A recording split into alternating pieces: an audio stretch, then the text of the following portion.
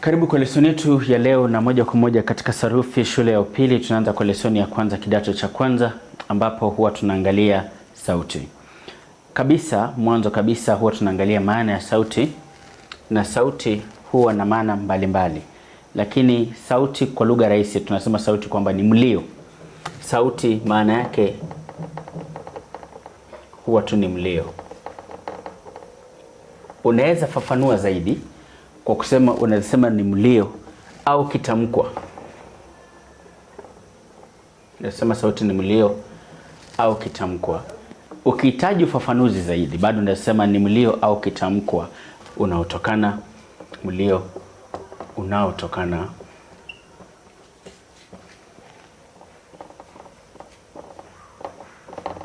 na mgusano wa ala za sauti. Kwa hivyo hiyo ndio huwa ni maana ya sauti. Unapoulizwa kwenye shule ya upili ueleze maana ya sauti, unaweza ukiishia tu kwa kusema kwamba sauti ni mlio au kitamkwa, utapewa alama, utategemea, lakini mara nyingi ni sawa, ushapata. Cha pili unaweza sema kwamba sauti ni mlio au ni mlio unaotokana na mgusano wa ala za sauti, au sauti ni kitamkwa kinachotokana na mtagusano wa ala za sauti, bado utapewa alama. Nataka tuende kwa hatua ya pili. Baada ya kujua maana ya sauti, pili tunatakana tujue aina za sauti. Lakini sasa kabla hatujaenda kwa aina za sauti, wacha tugusie kuhusu vitu muhimu kwa kufafanua sauti. Cha kwanza ni mlio. Ukikosa jina mlio huwezi ukapewa alama, ama ukakosa jina kitamko uzipewa alama.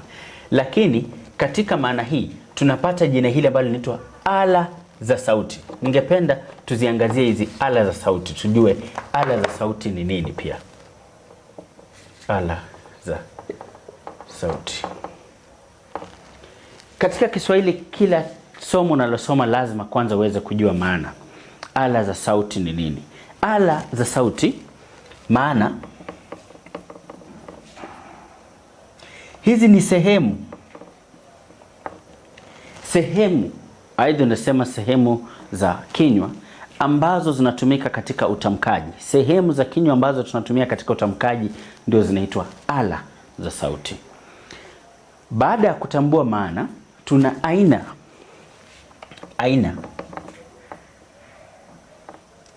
za ala za sauti.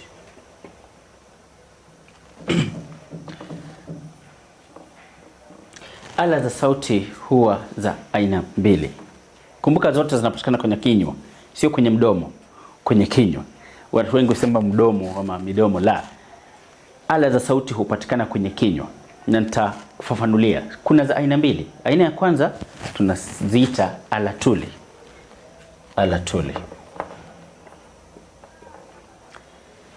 Na aina ya pili huitwa ala sogezi.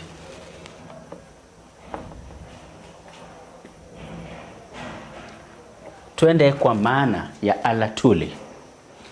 Ala tuli kama jina linavyotuelekeza ni kwamba ni ala, ni sehemu za kutamkia ambazo tunapotamka husalia mahali pamoja tu wala hazisongi. Hizo huitwa ala tuli. Ala sogezi kama jina lenyewe linapotuelekeza ni kwamba ni sehemu za utamkaji ambazo tunapotamka hizo husonga. Tutoe mifano.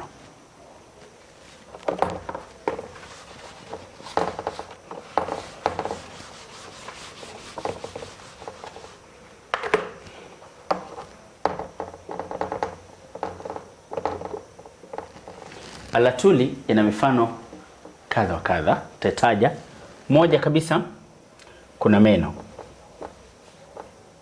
Pili, kuna ufizi ambao pia huitwa masine. Tatu, kuna kakaa gumu. Nne, kuna kakaa laini. Tano, kuna chemba cha pua. Meno, ufizi au masine, kakaa gumu, kakaa laini, chemba cha pua. Hii ni mifano ya ala tuli. Kisha kuna mifano ya ala sogezi.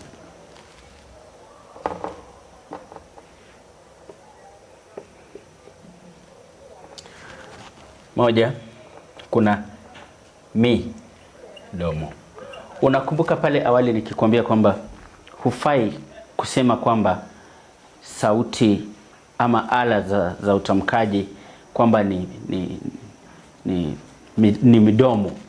Ukisema mdomo kwa jumla ama ukisema hatutamki kwenye mdomo, tunatamka kwenye kinywa. Ala hizi za utamkaji zinapatikana kwenye kinywa. Kwa hivyo mwanzo nilikataza kwamba useme kwamba ala za utamkaji zinapatikana kwenye mdomo. La sababu mdomo ama midomo huwa miwili. Mdomo ni huu mmoja, alafu iko midomo ni yote miwili. Kwa hivyo tunaposema tunatamka kwenye mdomo utakuwa umekosea. Tunatamka kwenye kinywa. Basi ndio sababu midomo ikiwa miwili ni sehemu moja ya ala za utamkaji. Midomo ikiwa miwili. Kisha pili tuna ulimi. Tatu kuna nyuzi za sauti.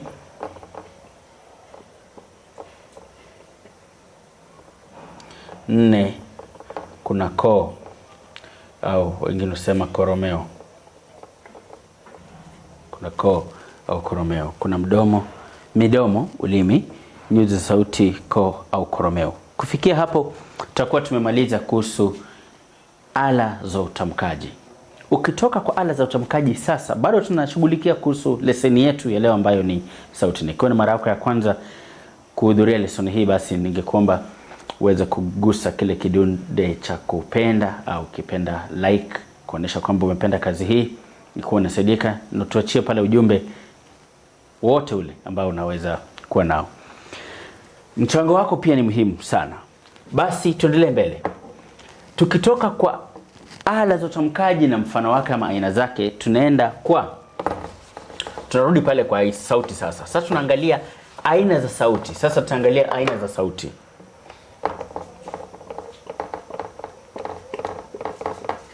Tutaangalia aina za sauti. Lugha ya Kiswahili ina aina mbili kuu za sauti ama makundi mawili ya sauti. Makundi haya mawili huwa konsonanti ama tuanze kwa irabu na konsonanti. Irabu pia huitwa vokali. Irabu pia huitwa vokali. Sasa kwa Kiswahili nilivyosema, lazima ujue maana, lazima sharti ujue maana, sababu unaweza kuulizwa maana. Basi tuanze kwa irabu. Irabu ambayo pia tumesema inaitwa vokali ina maana gani? Irabu ambayo pia tunaita vokali ina maana gani?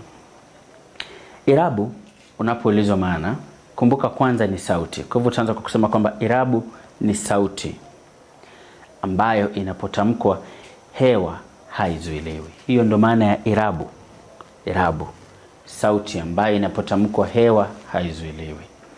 Kisha kuna sifa za jumla za irabu. Sifa za jumla za irabu. Sifa za jumla za irabu. Moja, ni kwamba irabu huwa tano. Huwa tano.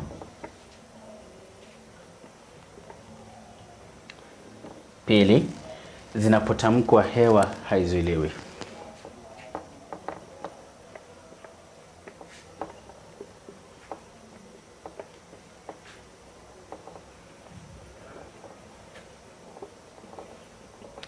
Huwa tano.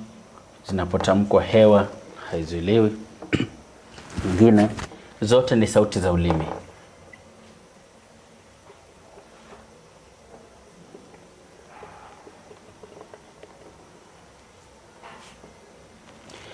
Huwa tano. Zinapotamkwa hewa haizuiliwi, zote huwa ni sauti za ulimi, na mwisho zote ni sauti guna.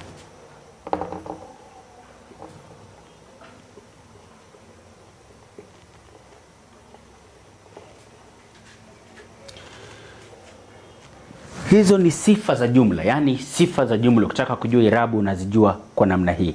Huwa tano, zinatamkwa zinapotamkwa hewa haizuiliwi. Hii ni sifa kuu, na zote ni sauti za ulimi, yani zinatamkwa kwenye ulimi, na zote ni sauti guna. Sasa tuangalie irabu zenyewe, tuzitaje ama tuziandike irabu zenyewe.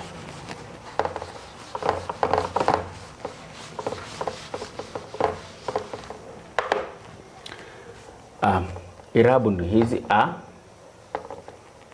e, i, o, u. Hizi zikiwa ni irabu zetu, lakini kwa Kiswahili ukiziandika hivi haziwi sauti tena, zitakuwa tu ni herufi. Ili ziwe sauti ama ziweze kutambulika kama sauti, lazima uziweke kwenye vicharazio. Basi tutafanya hivi. Hizo ndo sauti zetu ambazo tunaita irabu. Sasa baada ya hapa kuna sehemu nyingine ambayo tutakana ujue kwenye sauti. Lakini kabla hujajua, nasema kwamba ikiwa wewe ni mgeni mara ya kwanza kushiriki kwenye somo hili, hakikisha kwamba unajiunga nasi kwa kugusa kile kidude cha like, unatufuata kile tunasema follow kwenye Kiingereza, na unaweza ukatuachia ujumbe wote ule. Unaweza ukauliza swali, unaweza tuma pendekezo au maoni, na yote ni sawa. Basi tuende kwa kitu kinaitwa vigezo vya kuainishia irabu. Tuende kwa vigezo vya kuainishia irabu. Tuende kwa vigezo vya kuainishia. Vigezo vya kuainishia irabu ni vya muhimu sana, sababu vitakusaidia kujua sasa sifa bainifu za irabu mahususi. Irabu fulani ikiwa pekee, sasa utapata sifa zake, tutatumia vigezo hivi. Cha kwanza huwa ni sehemu ya ulimi.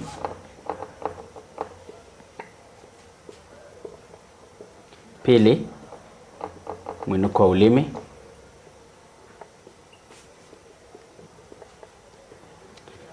Tatu ni mkao wa midomo. Sehemu ya ulimi, mwinuko wa ulimi na mkao wa midomo. Hivi ndio vigezo vya kupata sifa za irabu. Ili kurahisisha kupata sifa zote za irabu yoyote, unastahili kuegemea vigezo hivi. Kuna jedwali sasa ambalo nitakusaidia kuchora, litusaidia kupata sifa hizi kwa njia rahisi sana. Jedwali lenyewe litakuwa na umbo kama hili. Umbo linalochorwa hapa, ama umbo ambalo nataka kuchora, ni mfano tu wa ulimi. Kwa hivyo litakaa hivi. Hivyo. Kisha nitachora mstari mmoja katikati, na nitaongeza mstari huu mwingine ambao unajua haupo kwenye vitabu vingi. Kisha hapa juu tuweke mstari mmoja, mstari mwingine tuweke hapa. Alafu sasa hapa tuandike a, e, i, o, u. Usisahau kuweka kwenye vicharazio. Usisahau kuweka sauti kwenye vicharazio. Sasa tuanze bainisha sauti hizi kwa kuegemea vigezo ambavyo tumetaja. Tuanze kwa kigezo cha kwanza zaidi ambacho ni mkao wa midomo. Basi tutapata sauti zote ambazo ziko upande huu. Tutakuwa kwamba midomo hutandaza, na hizi midomo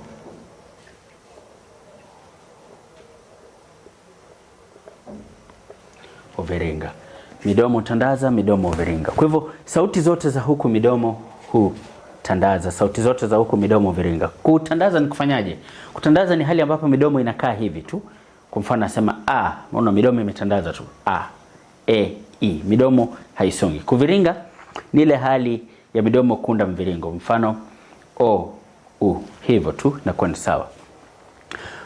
Pili, tuende kwa kigezo kingine. Sasa tutapata kwamba hapa itakuwa ni chini, na hii ndio sauti ya pekee ya chini.